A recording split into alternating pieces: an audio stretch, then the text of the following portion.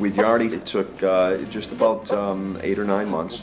It's about 1,500 hours to train him for patrol work, which is tracking, building searches, article searches, apprehension work, obedience, which is the foundation of everything. So that's about 1,500 hours.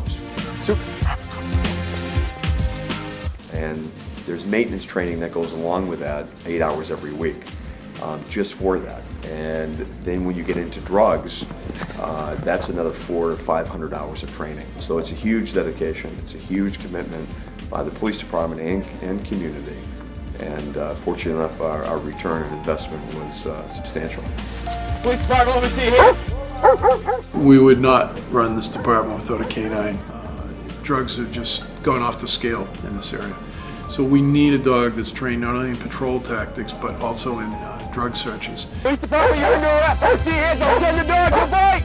I'll send the dog. Let me see it. Yardie, come here. Foremost, he's a locating tool. We utilize him to locate, whether it be burglary suspect, or a bad guy running away, or fleeing a crime scene. That's it. Stop fighting the dog. Or a lost youngster, or narcotics. That's his assignment, is to locate these things. He has been extremely successful. I've been very fortunate to have such a successful dog.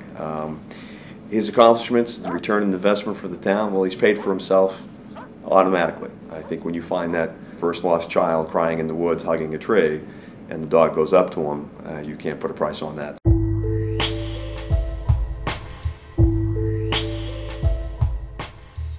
I remember we were off duty. I was home, and my neighbor comes running into the house, literally running into the house, screaming and yelling that her child was missing. The daughter, little girl, probably 4 years old at the time, walked away from the house. So I immediately called Portland PD for help, and I went down with Yardie, put him up on a harness system. We started a track from the rear of the house, which was very contaminated, so they had a lot of kids, and that was the last place they saw her.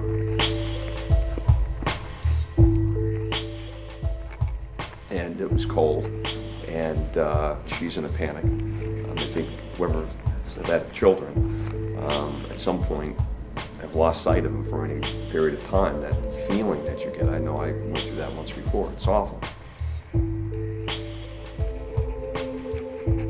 And so I'm trying to keep my emotion out of it and focus on the task at hand. We started tracking through the woods, and I just held on to the leash. I don't know who he was tracking, but we were tracking. And about a half mile in, just a little over half a mile, we located the 2 children.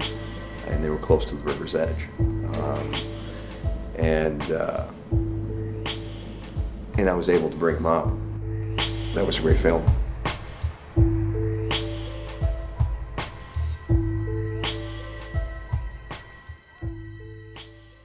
He has found 4 children, probably about 40 bad guys, and numerous drugs, and recovered in drug seizure money about $15,000. So is the monetary reimbursement through the federal government on that. What do you got? Show me. Right there? That a boy. But beyond all those numbers, there is no member of this department that's more of an ambassador than the police dog. People do not want to see me. As much as I think they do, they really don't. They want to see Yardie. And no matter where I go, the first words out of their mouth is, "Where's the dog?"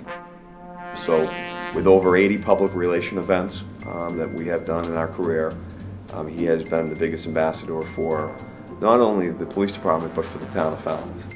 You want to go get the bad guy? You want to go get him? Okay. All right.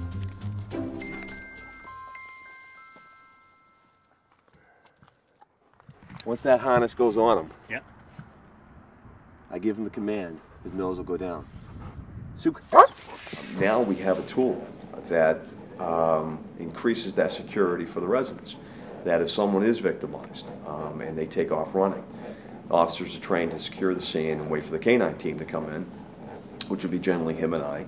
And now we're able to track that suspect leaving the house, and chances are if they're hunkered down, we're going to find them.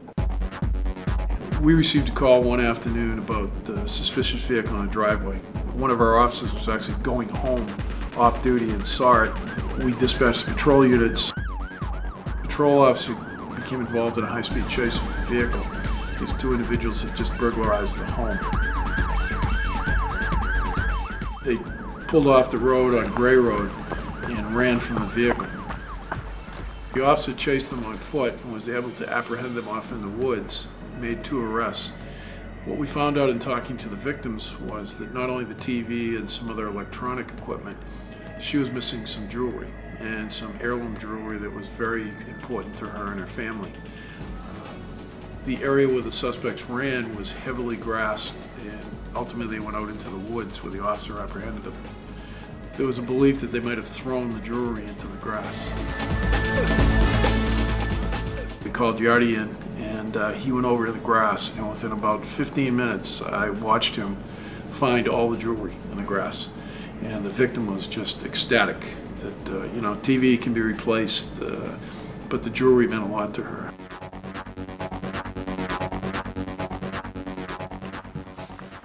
Nicely done. People deserve that from their police department. They deserve the best product that we can put forth. I think the Falmouth Police Department, I think there's no better department around that provides this level of service and the tools to do that. And he's one of those tools.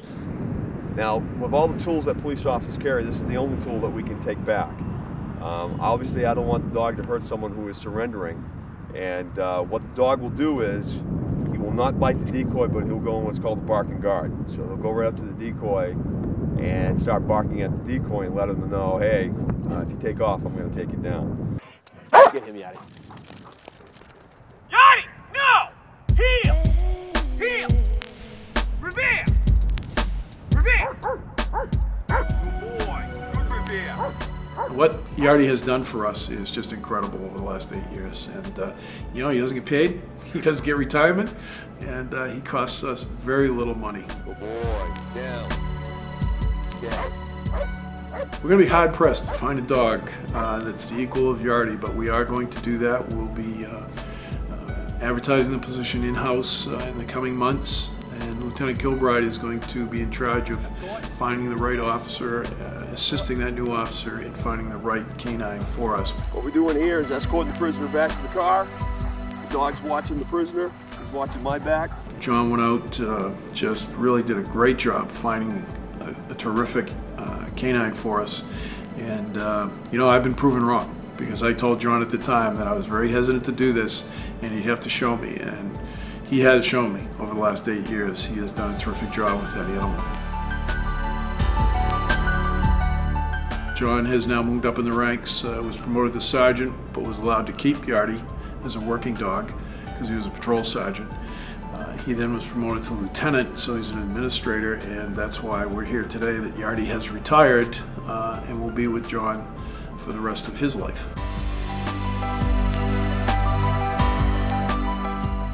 He's enjoying retirement. He misses the job. We're expanding our operations in the police department on a elderly abuse program. And they have been victimized to a certain degree at certain levels, and we need to do a better job and one, educating them into addressing it. And I think Yardie would do a great job when you enter a room and they see the dog and they can pat the dog, and then you start in with your message of what you want to do to help them.